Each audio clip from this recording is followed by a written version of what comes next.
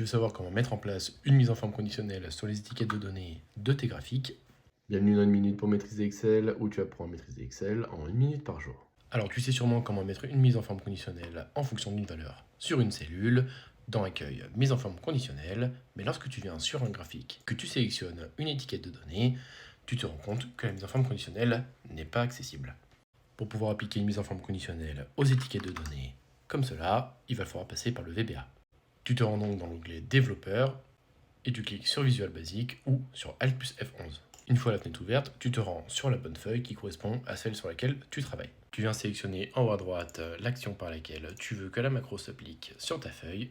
Ici, moi, je sélectionne Change, qui signifie que lorsque je change une donnée dans ma feuille, cela va lancer automatiquement la macro et mettre à jour la mise en forme de mes étiquettes de données. Tu commences donc par venir activer le graphique, ici, graphique 3.